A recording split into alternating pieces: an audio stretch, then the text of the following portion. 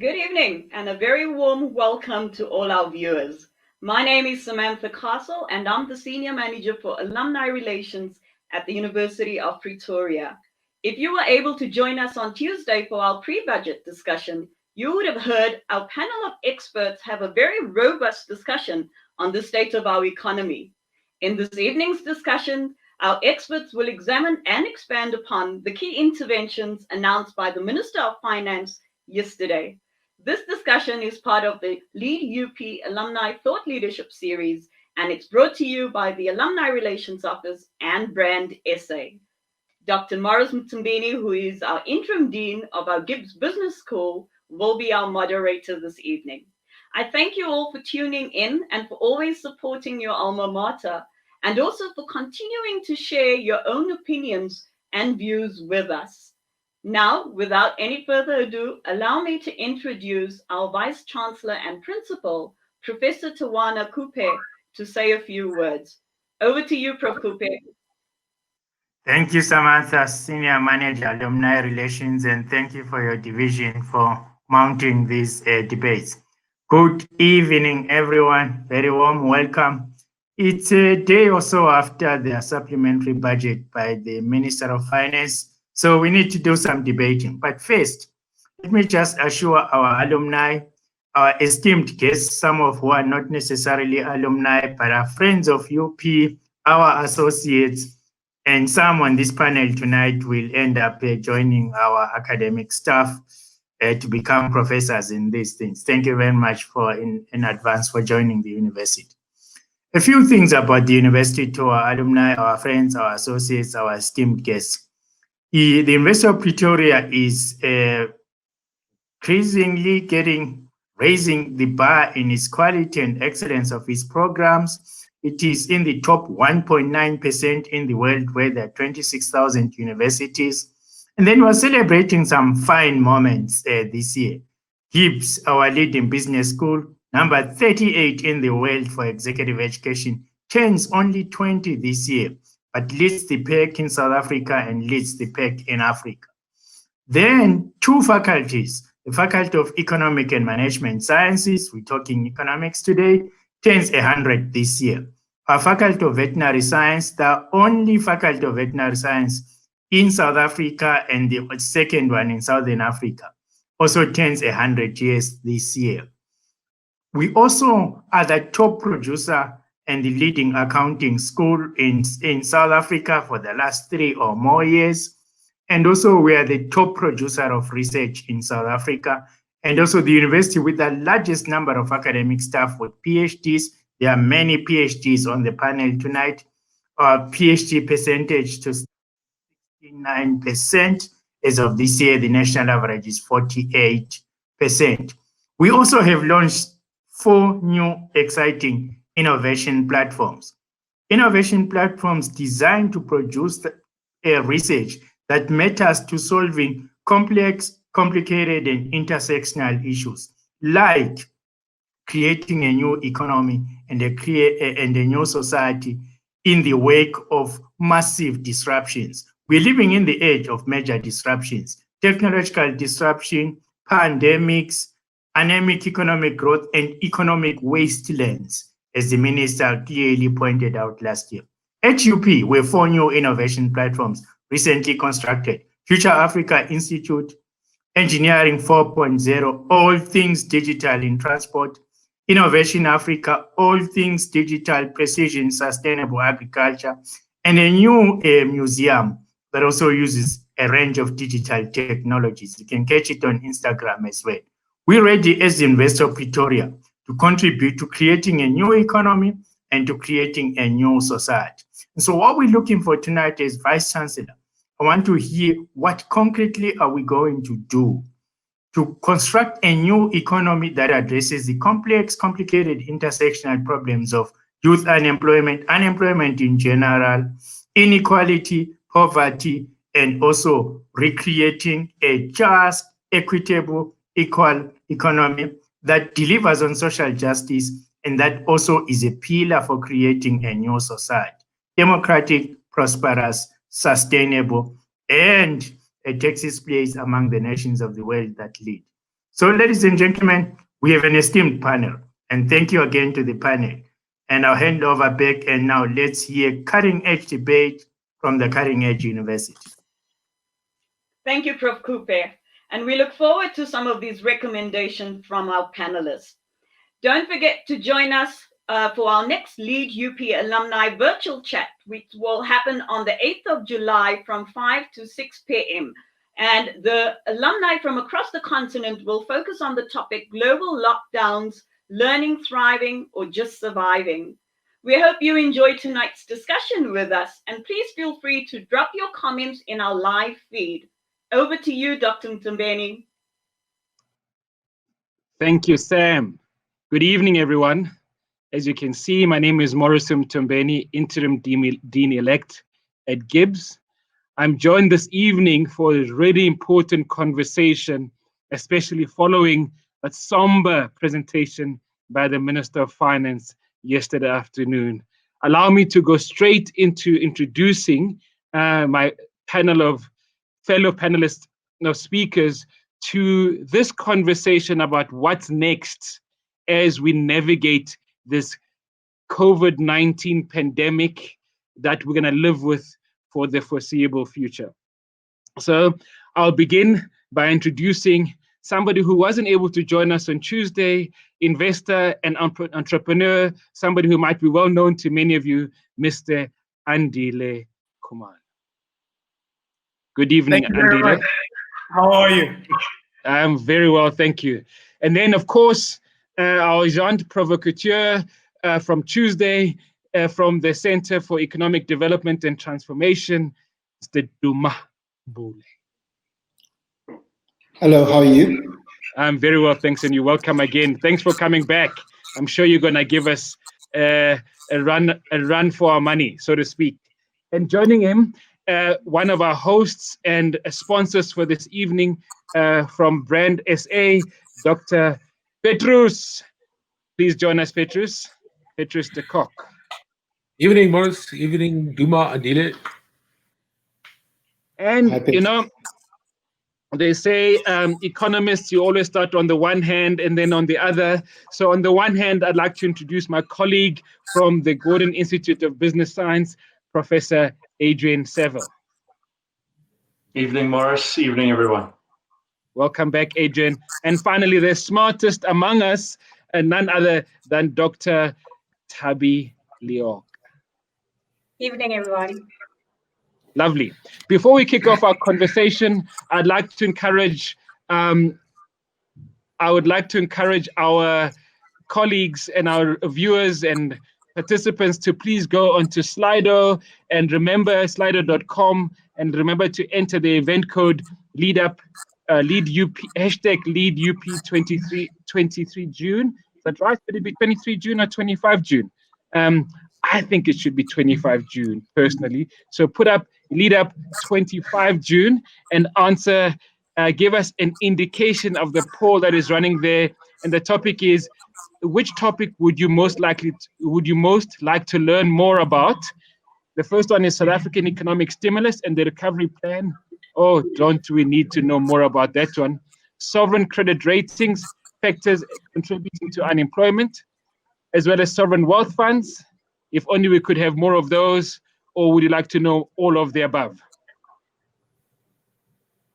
So I'd like to kick off maybe with a soft question about what was our key takeout from Minister Tito Mbowene's budget, supplementary budget speech yesterday, and possibly kick off in the order in which I introduce people. Let's start with you, Andile. Yeah, and you have to start with the one guy who doesn't have a PhD or is not a doctor here. I feel surrounded by very intelligent people, but nonetheless, thank you so much, Doc, for the introduction. You know what they say about PhDs? What do they say? We know a lot about very little. So, so please do not be intimidated. No, not at all. You know a lot about many things, whereas we know a lot about very little. So, okay. I hope that makes Duma and I feel really good. Absolutely. But nonetheless, good evening, everybody. My takeouts and good evening to the colleagues I'm blessed to know all of you personally. I'm happy to be here with you. My key takeout was probably more about how he said everything and less about what he said. I don't think there was too many surprises about what he said, and maybe some of the indicative numbers really just proved what we already knew. But his entire delivery on the day just sounded like a leader who was pretty much saying, guys, you know what? I've tried, we've all tried, but essentially we are in a big heap of trouble as a country. We have lived beyond our means. There was a time this family could afford to live a certain lifestyle. Mom and dad have had a salary cut. In fact, perhaps one of them have lost a job. There's no more income coming anyway time soon. And instead, you kids and the rest of the family have increased spend, and all your spend has gone into food and kind of paying life expenses. You've invested nothing. And now here we are as a family, we are broke. There's nothing coming in kind of the near future. And this is the trouble we're in. The only way we're going to survive is go to the bank or to the neighbors and let them borrow us some money so that we can have food on the table every day. And, and we're going to live like that for a long, long time until hopefully one day, mom and dad get back to work or get a better salary increase and there's more productivity out there and we can all live better again. So it was just kind of a hard truth. I think we all kind of knew it. I mean, when he was mentioning the GDP numbers at the beginning about how the global growth numbers have moved from what was thought to be 3.3% growth at the time to a 5% contraction.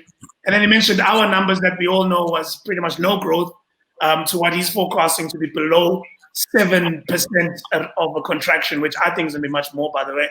So you can see that the message there is that we were already in trouble. Our country was already in a tough place relative to the world. Thank you. Yeah. We have this entrepreneur, Duma, who feels we're in trouble and even in more trouble than the minister says we are. Do you agree with this, Duma? Yes, we are in deep trouble. But I just want to say something, that a national budget does not operate like a household budget or a company budget, because the country, the sovereign, can issue its own currency. So what my takeaway from this budget was how little the contribution from the fiscus is and how little the contribution from the central bank is. So starting with the central bank today, this morning, our inflation went down to 3%.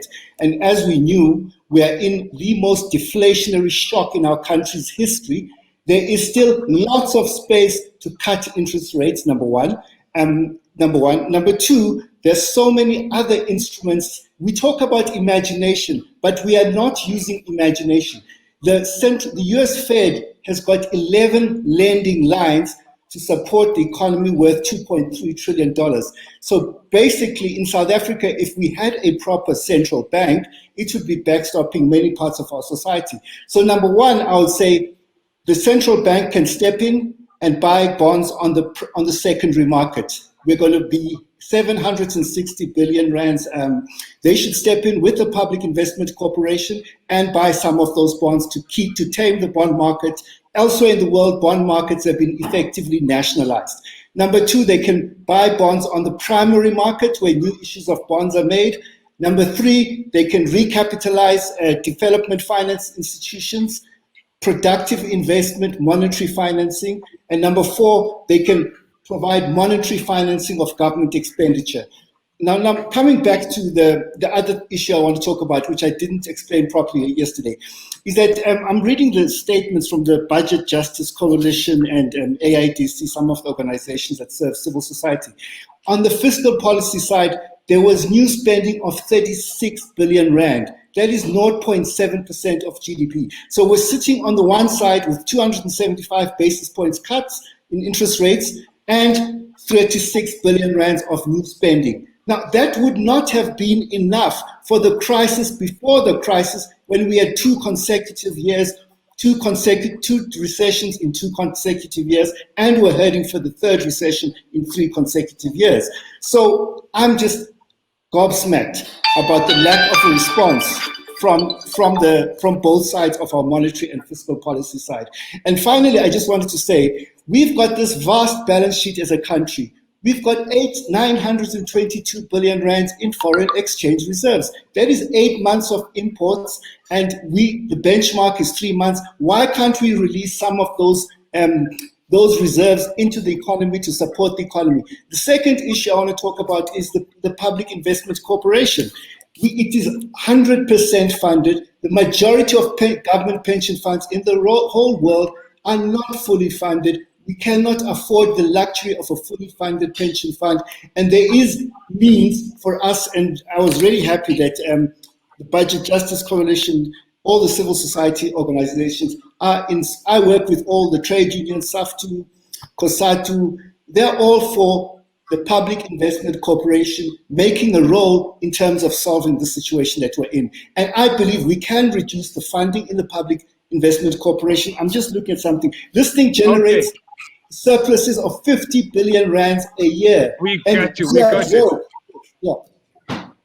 Petrus, so we have an unhappy entrepreneur. We've got the activists who has these amazing ideas. I think he gave us 5 different action points that even if our Minister of Finance had taken one of them, perhaps he would have excited the population, but did not even touch on any of this.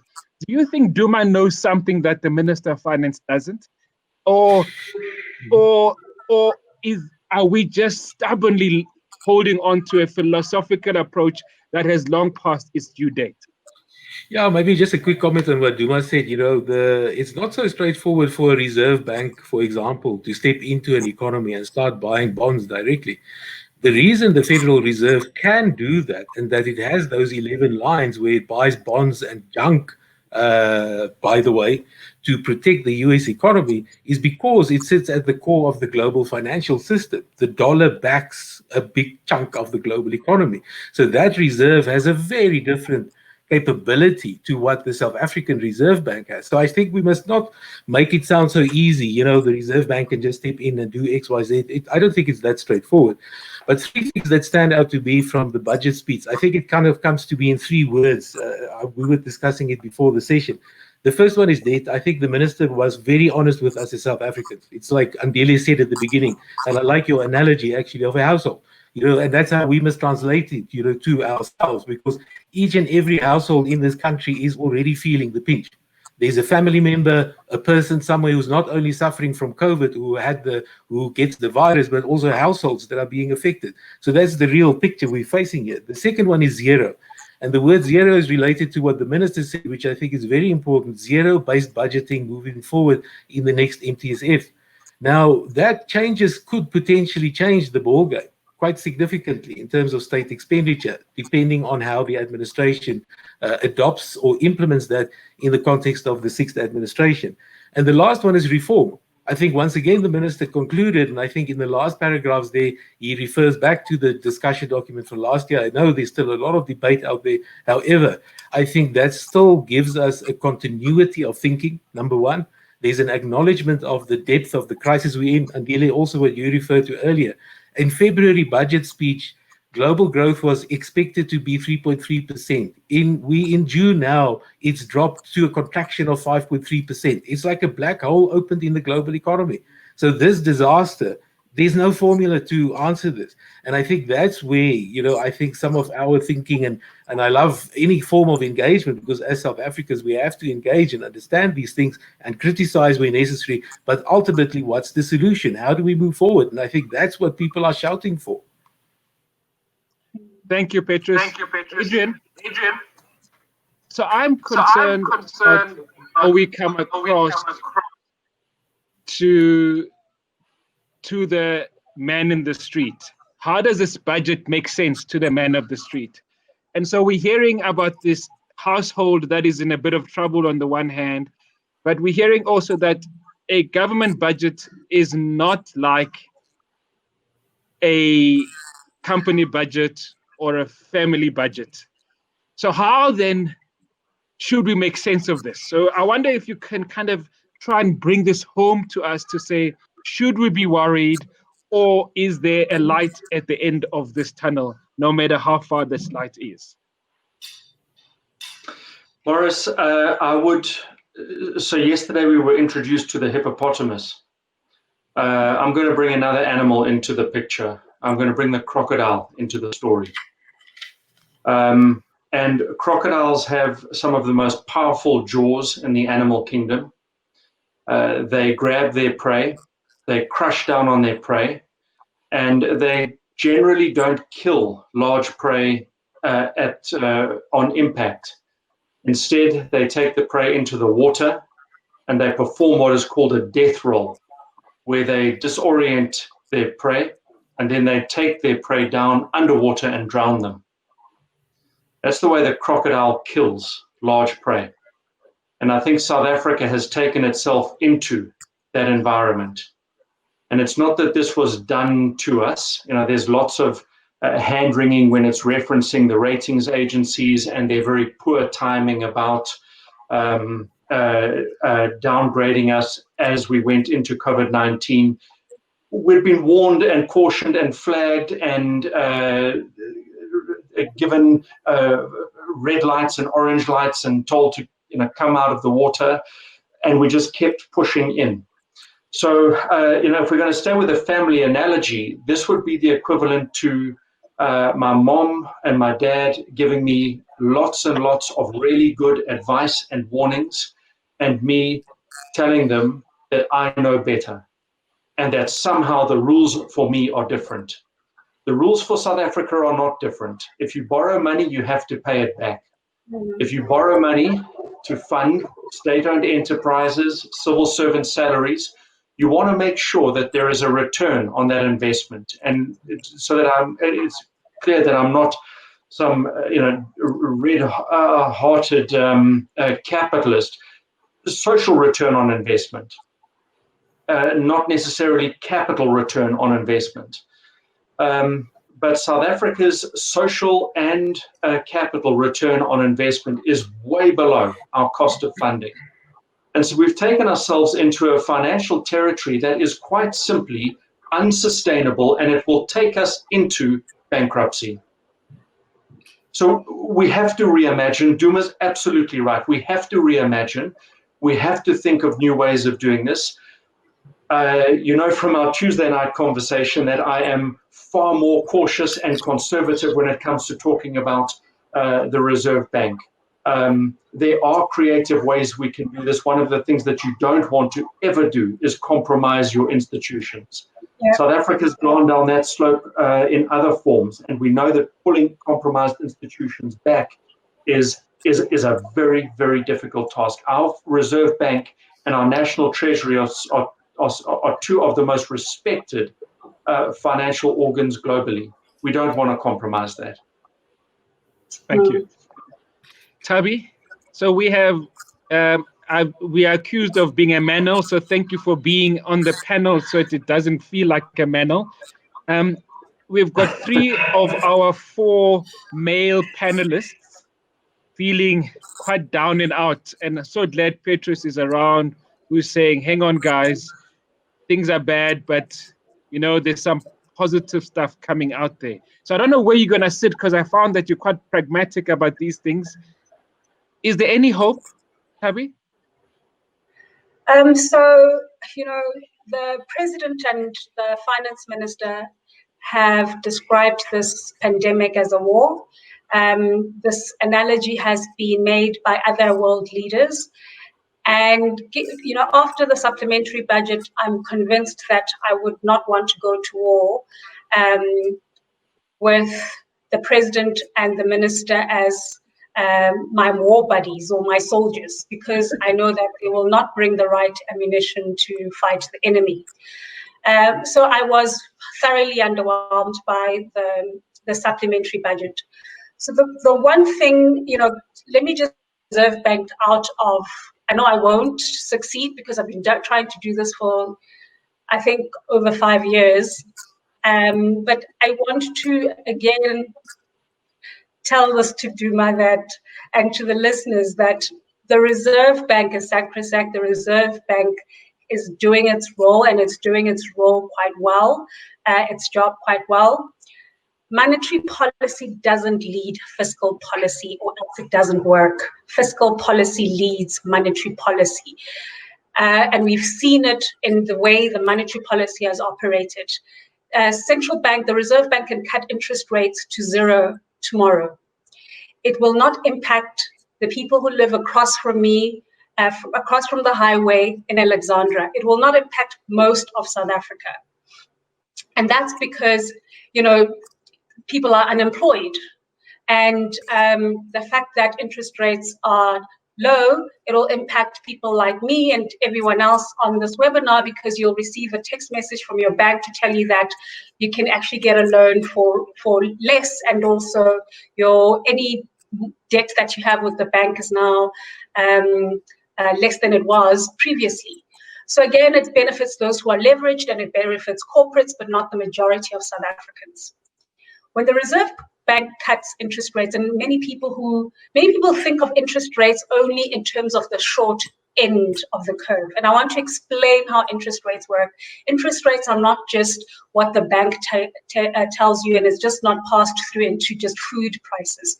Interest rates includes also it's a money market instrument. So we have the long end and the short end of the curve, and it also impacts on the debt because it impacts on the yields and the debt repayments. When we cut our CPI by 275 basis points, it did nothing to the economy. It didn't do anything. It benefited a few, but also in terms of the bond yields, they actually spiked. So the cost of borrowing increased, despite the Reserve Bank cutting interest rates. And that's because there's one element that many people do not consider in this whole discussion, is that investors invest in South Africa. Investors have a say. So when you cut interest rates and investors are still not convinced by your country and they think that you're going to default, they're not going to invest in the long end of the curve. They're going to stay in the short end of the curve, and they'll want higher yields for their exposure to their country. And that's what investors are saying. And so the only time when actually yields started falling back is when we did the bond purchasing. But we can't do that continuously because it has implications. So that's why I think that the problem is not with the Reserve Bank. The problem is with fiscal policy. So I left after listening to the minister and after reading the whole 109 pages, I think, of the supplementary budget, I realized that I still don't know what our fiscal policy is, because in other aspects, they're trying to consolidate, as in cutting expenditure. But in other aspects of it, they're increasing expenditure. So in a crisis, typically you spend more to get your way out of a crisis. And you have to spend in the right places as well. We are not spending in the right places. So we increased our consolidated expenditure. So our budget has increased, so which means that we're expending. It expended actually very little. So Duma is right in that it's not enough.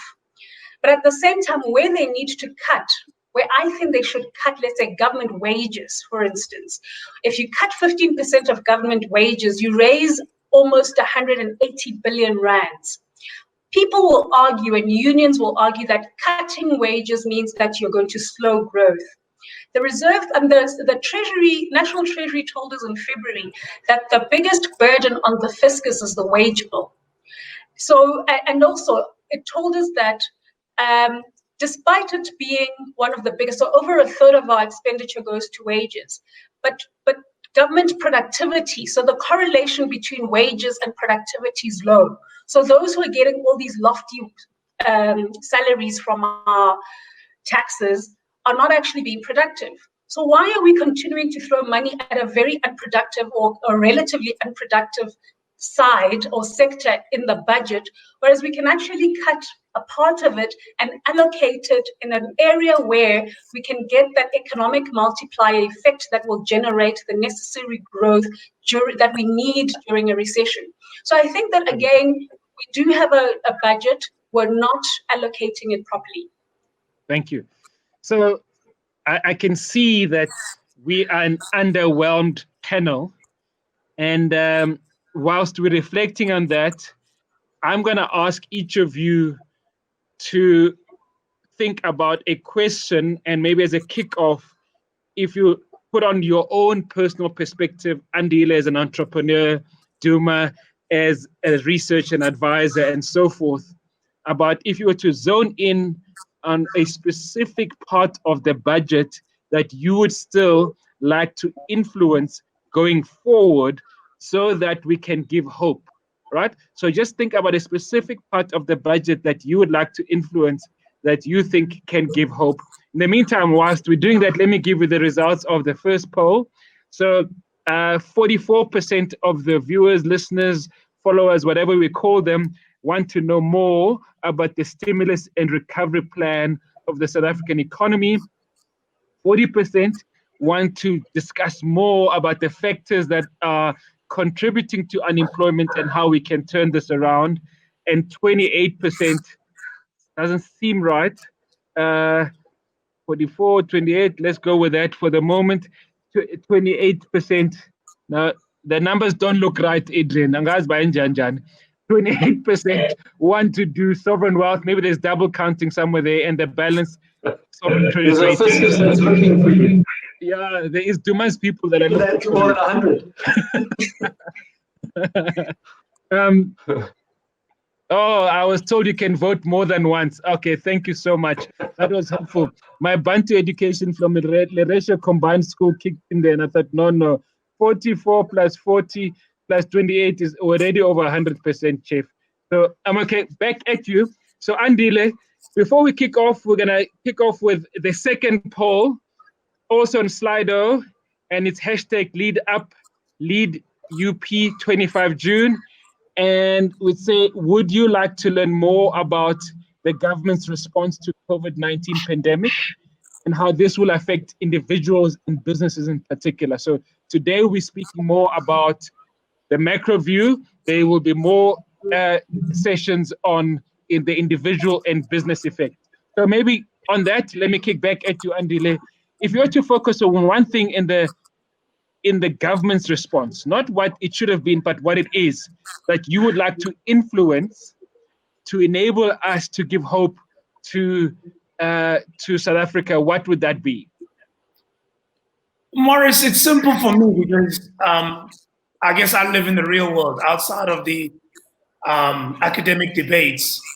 What do we have? We have a country of human beings who are trying to live. We're trying to get up every day and an honest day's work or wages and go back and feed their families. And they hope for basic services to work, and they hope to grow old, have kids, and die. We want to live. We want to live safely and we want to live securely. So the things that bother me the most is how do we create an environment for people to have decent livelihoods? And as one of your panelists here, Dr. Adrian Seville, once told me, one, there's no silver bullet to most problems, but if business people could hope for anything, that would be economic growth. So for me, I think this conversation should be about how can we get the economy started? How can we get it going? How can we support the businesses we already have that are already employing the people that are employed? How do we get them going?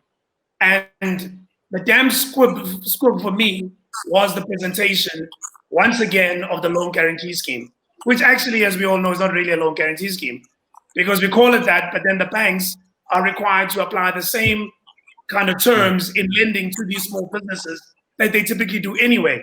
And right up on top of the list is a personal surety. Why the hell do you have a guarantee scheme that still asks for a guarantee? I don't get that. Number two, the scheme itself seems to be very focused on paying the bills you would have incurred during, let's call it, the 3 months of lockdown. Makes no sense to me again. So I must borrow money from the bank to pay my landlord. I must borrow money from the bank to pay staff.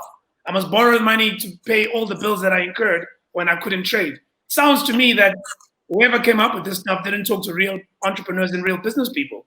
What we need, and the thing I would wish I could influence, is real, because I really do agree with Tabi. I think the funds and the budgets are there. Where do we allocate them to get the economy going? For me, it's about helping existing businesses, particularly the more small and medium-sized, in order for them to find a way to survive and therefore thrive in what is now our new normal. Yes, they have to resolve what has happened in the past 3 months. But for me, that's almost less important than what happens in the next 3 months, next 3 years of operating a business in this environment. So, and maybe this was not the time to get into details. Maybe it's still coming in the medium-term budget policy statement, but something has to give that can actually make a difference to business. Well, I suppose we could immediately say, we know you're listening, Minister. We know you like to tweet like the other guy with funny hairstyle in the US. And tell us, can you restructure the loan guarantee scheme immediately? Because that could be something that changes your world tomorrow, right? At the very least. So if you committed to the loan guarantee scheme, make it work. Because you told us that they already have guaranteed about 10 billion rands worth of loans, and it's picking up steam. Yeah. But Morris, that's fundamentally the problem. The problem is that we've wasted time coming up with something that was stillborn from day one. All you had to do is just ask the right people that could have told you. Now he's announcing, of course, in the budget speed like he did, that no, they're reviewing it now. Only now because they can see it doesn't work. They came up with 200 billion. Then they said, no, we'll give you 100 billion to see how it's going.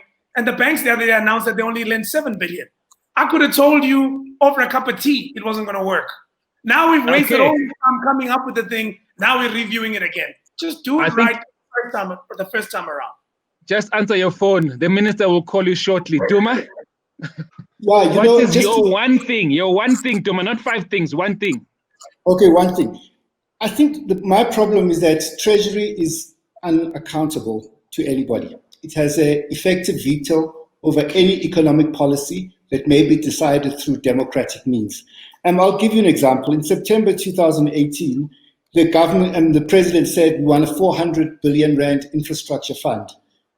Treasury cancelled it, yeah. In April, the president again says 100 billion rands for job creation and SME development. Treasury has effectively cancelled it, yeah. It's nowhere to be seen anywhere in the budget. That is part of the 100 billion rands, the 500 billion rands alleged stimulus. So for me, if I read this budget, every single budget for the past decade is exactly the same. It's a cut and paste, no different from the last one. Let me explain what I'm talking about. So every year for the past 10 years, they've got the GDP growth forecast wrong. And the reason for that is that the austerity started about 5 years ago, but let's leave that aside. The point is what they do, fiscal consolidation, then structural reforms, and they overestimate the growth enhancing impact of those structural reforms. So what they've done that again in the supplementary budget. So they've got 2 scenarios. One takes us to 140% of GDP, and one they stabilize the debt. But that one as well, it's based on these structural reforms delivering growth. But everywhere you read about these structural reforms, the IMF, the Treasury's own paper explain that structural reforms do not deliver growth in the short term. They will not get us out of the situation that we're in right now. And right now, our problem is a collapse of aggregate demand. And quite frankly, I don't understand why you're talking about structural reforms when we've just had an earthquake and we have to rebuild our country. It makes no sense whatsoever. Some of them, we need them, yes, of course. I can't against it. But right now, that's not the main priority as a country. We have to stimulate aggregate demand. We have to get our country, we have to have a humanitarian response, and those are the things that we need to do. And I don't understand why they're banging at this structural reform for 10 years. It has never delivered the growth that they expected. And why are they doing this in the middle of a bloody crisis? I don't get it. I think, Petrus, we need to give Duma a chance to breathe. He's going to burst a vein there, He's angry. He says when are these structural reforms ever going to every single budget for 10 years? And then what they're going to say now is that, no, you haven't implemented them well enough. Try them harder. The doctor's giving you the same medicine and then tried harder. And 10% GDP collapse and you want your structural reforms. How the Treasury's own document says they're not going to deliver growth. So why should we do that? Yeah. So, Petrus, your guys are not accountable. They miss their own targets. They contradict themselves. Duma is saying, be accountable, say what you're going to do, back up your president, don't veto your president. Do you agree? What view do you see here, Petrus? Man, I'm going to take a bit of a different approach here.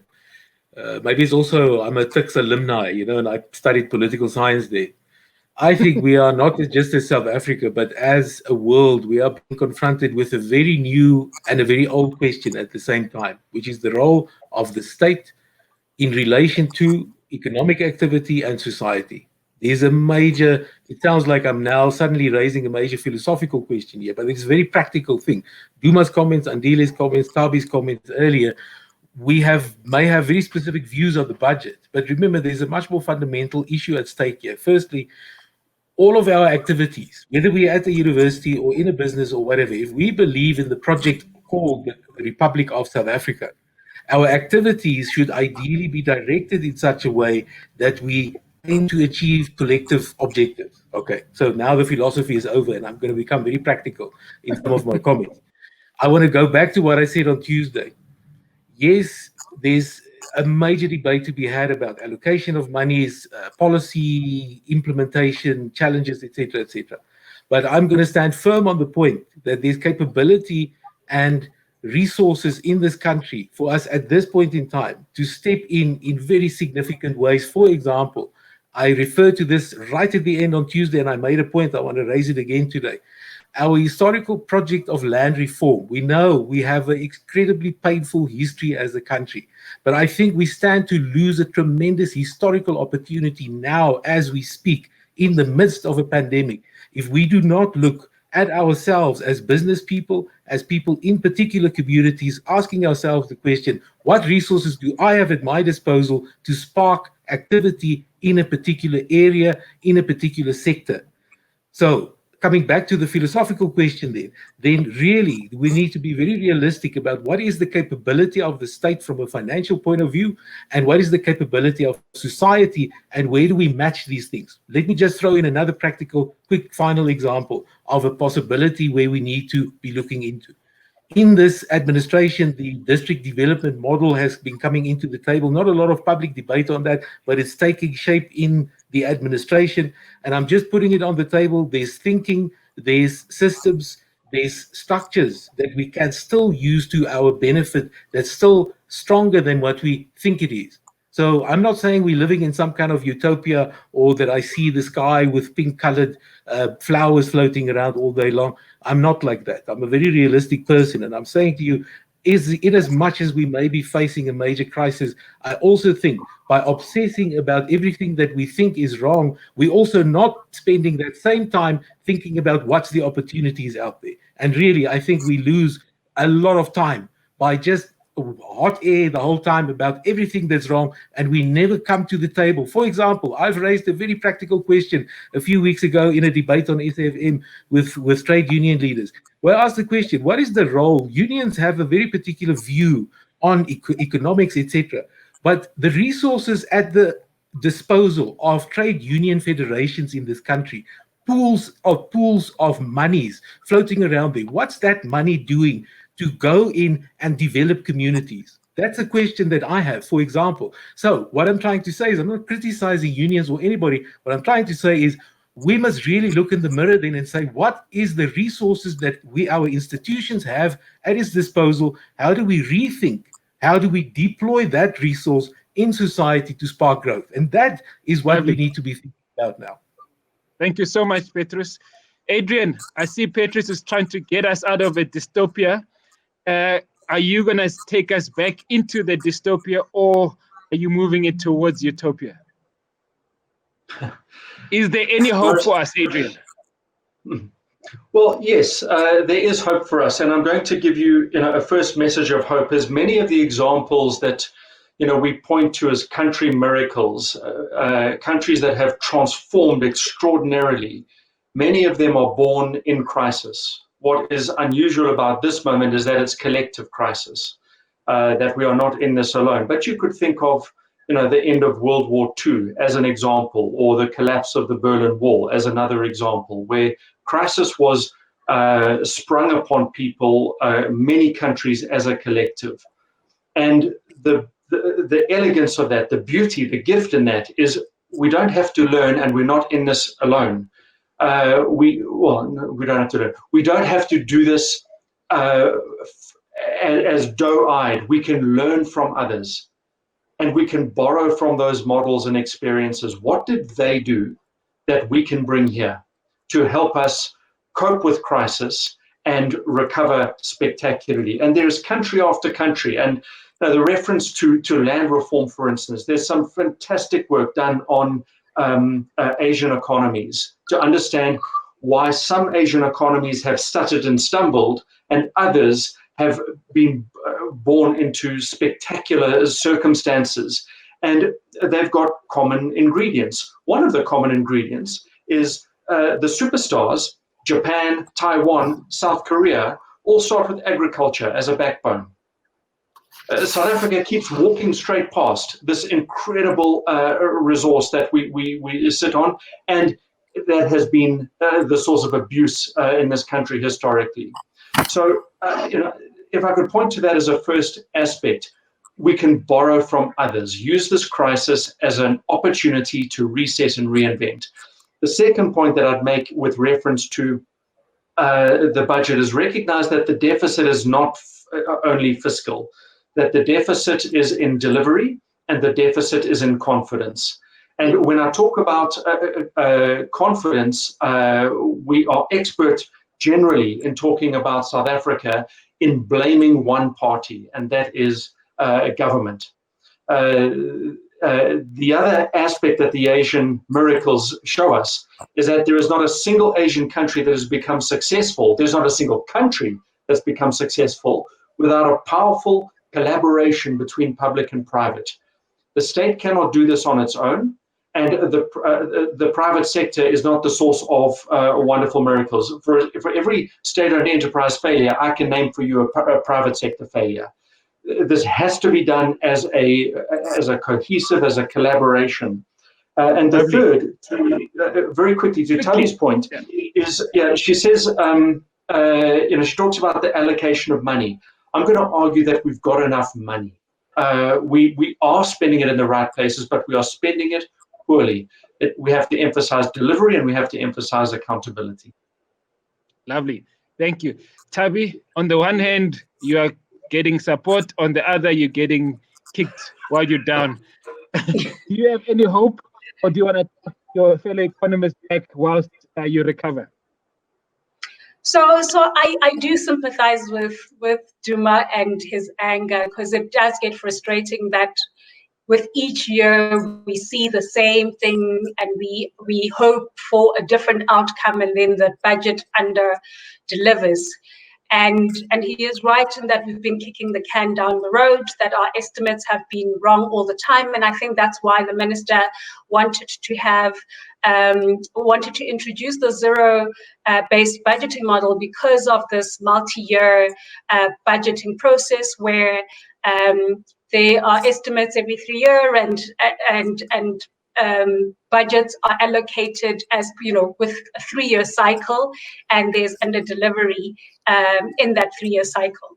So I am the frustrated economist. I do still think that we are not allocating properly, because we're allocating towards consumption. We should be allocating our fiscus towards investment that would lead to sustained long-term growth. When the minister mentioned this whole zero-based budgeting model, I thought to myself, firstly, he must model it, the Treasury must model it first to see whether it can be successful, because I suspect that it won't. And that's because a large portion of our expenditure has become autonomous. How do you move around grants? How do you move around wages? How do you move around free education? Or imagine if we added NHI, and then you're trying now to allocate differently when you have already set allocations in wages, set allocations in grants, set allocation in free education, etc. The other thing is that infrastructure investment, we talk about it as an enabler of sustainable growth, which it is, but you can't implement infrastructure projects on a 1-year basis. Infrastructure projects are multi-year, so again, it makes it very difficult to then throw in the zero-based budgeting when you've got where it's a 1-year motivation that ministers have to make to Treasury in order for them to get their expenditure, whereas, infrastructure is a multi-year project. You have multi-year expenditure plans. So those things that, frustrate me, and Duma's, mentioned stimulating aggregate demand. And that's where, again, I emphasize, you need to, if part of, you're looking at the budget expenditure and you're thinking there's actually very few places where you can move things around before you can start borrowing. Wages, cut wages, allocate those to where you can stimulate aggregate demand. And I would even suggest what Andile said, if we are to raise, let's say, if you cut 15% of government wages and that raises 180 billion rand, take that and put it into small enterprises, the informal sector. The rest of it, give checks to people. Give 2,000 rand for the next 3 months to South Africans who've lost their jobs and poor South Africans. That's one way of stimulating growth, because people will then start consuming. But when you're starting to play around and you're basically kicking the can around and you're not actually fixing the problems, then you're not going to stimulate aggregate demand. And we're going to, at the 3 months' time in September, October, at the MTBPS, we'll be sitting here having the same discussion and being equally frustrated. So I think that there are obvious things that need to be done. There are difficult decisions that need to be made. I don't think you can workshop your way out of a crisis. You cannot also, no military head in any country in a war is going to ask his enemies around for a consensual view so that he can fight the other enemy. And that's our main problem. That you're busy asking, hey, labor, union, business, and then everybody's confusing you, and you're trying to be a leader to fight a war, and you're not going to decide. You're the leader, you're voted, decide on what needs to be done and make that decision. Or else we're just going to be all over the place like we are now. Lovely. We're screaming for more leadership. So, colleagues, we have 7 minutes left. And I'm just going to throw one question at a time to you. So a question from the viewers, as well as your final comments. So Andile, I'm going to start with you. This is from Kaya. What are your thoughts on the business restart option that the minister announced? Do you think it will go somewhere towards resuscitating our businesses? Use that as the closing remark. Short answer, no. Long answer, we need to start finding the opportunities, as Petrus has already said. I think the opportunity we have now is that for the first time in a long time, everyone is in the same bowl. We're all in the same pot here. The whole world is going through this pandemic. We were underperforming the rest of the world. Now everyone is pretty much in the doldrums, maybe us worse than others. But the beauty of that is that we are suddenly no longer the only ugly kid here. We are all unattractive. And what that means is that we can all try and rise out of it. And for me, the opportunity is digital skills, digital jobs. I don't know if anybody saw the headline. I don't know how you would have missed it. Amazon announced 3,000 jobs in South Africa. 3,000. I don't know when's the last time I saw a company announce creating jobs. That gives you a sign. That tells you where the world is going. So for me, that is the single biggest opportunity we've got. Lovely. Thank you, Duma. For you, also Kaya, he says, for the first time ever, we are looking to spend 2 trillion as part of our fiscal framework. Should we be spending this much when our debt ratio is so high? Use that as a closing remark, 60 seconds. Okay, quickly, our debt ratio is 80%, but every single country in the world is going to have an increase in their debt to GDP ratio of 10 to 15% percentage points. And as Andile said, everybody's in the same boat. So on a relative to our peers, we won't be different. So that is what. And then the second thing I want to say is that when it's like this chaos, we can do whatever. I don't know what to say, man. Sorry. And then just last point, I want to do a scenario. Is that, okay. A scenario, and the IMF chief economist, she was saying that you've got 2 options: do nothing, which is what we are doing, or spend on the fiscal stimulus.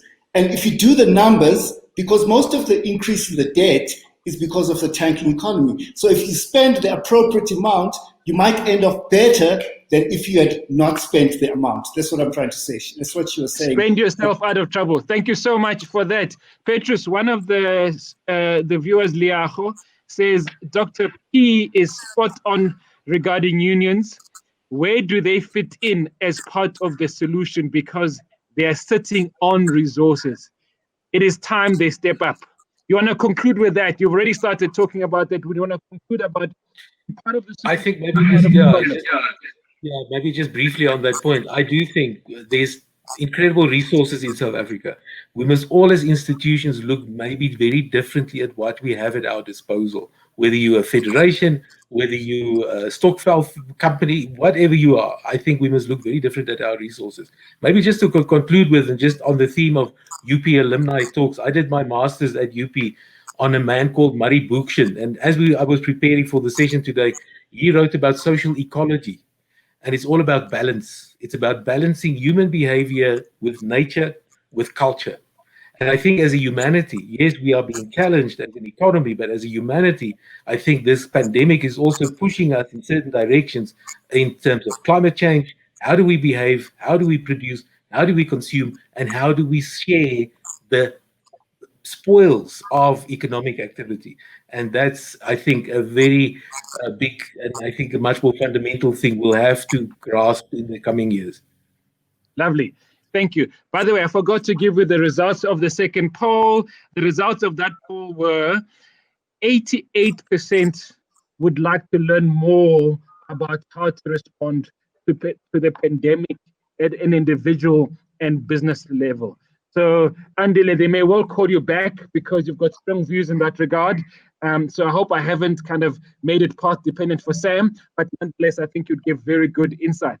Adrian, for you to close out in 60 seconds or less, a quick question for you from Anonymous.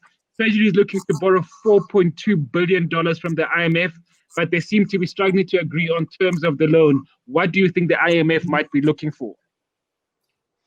I knew you were going to give me that one, Morris. IMF is looking for conditionality, I suspect. And what needs to be kept in mind is that the IMF steps in when you're in financial crisis, very different to the World Bank, which steps in with development funding. South Africa needs development funding even more than we need IMF funding. IMF funding is going to be short-term, it's going to be conditional. Whether that money comes or not, I don't think our future hinges on that. Our future hinges on the careful and shrewd application of long-term invested capital. It's out of that we will get the spillovers, the multipliers, the linkages, and we can borrow from many other country examples to know how that is done well. Lovely. Finally, 60 seconds or less, please, Tabi, why are DFIs not able to access their guarantee schemes directly? I'm not sure if I saw that question in one of the comments, because the DFIs and the guarantee schemes are very different. But I'll comment on the DFIs because I do know that it's largely misunderstood from the funding that we're getting from, let's say, IMF and NDB and the World Bank. It's, the IMF money actually there's the different types of loans. The one that we will be getting, or we are talking to the IMF about, is the low interest rate COVID-19 related funding. It's different from the normal IMF funding that you would get with these when you are at default. And then there are these onerous conditions that you need to fulfill. This one doesn't come with conditions except for it needs to be targeted at COVID-19. It's exactly very similar to the NDB funding that we are receiving, the 1 billion rand funding. So I don't think borrowing is a problem. I actually, in the supplementary budget, we have a chart which looks at the active and passive scenarios where, you know, lending spikes up and then we're highly in debt, and then the other one less so, but we're still in debt. There's good debt and bad debt. Good debt is when you can borrow a lot and then you incur a lot of debt in the short term, but again, you invest that debt or you put it in a place where you can get economic multiplier effect. You pay that debt very quickly, and then you've incurred some growth. You can stimulate growth. Just similar to if I went to the bank and I borrowed a lot of money to start a business, my business is successful. I then can give the bank their money back, and I'm, you know, a millionaire and a billionaire because of the company that I've created off the loan. My problem is that I don't think that South Africa is able to pay back debt very quickly and also utilize that money efficiently.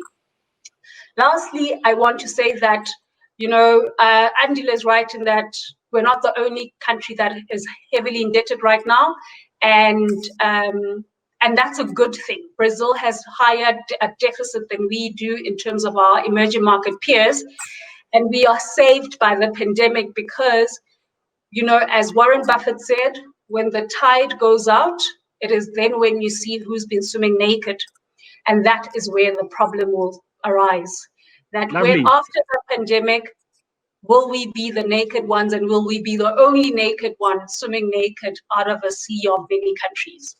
Lovely. Thank you so much, everybody. Thank you, Andile. Thank you, Duma. Thank you, Petrus. Thank you, Adrian. And thank you, Tabi.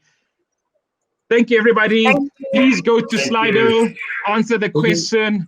Was it useful on a scale of 1 to 10? Thank you so much. Enjoy the rest of your evening.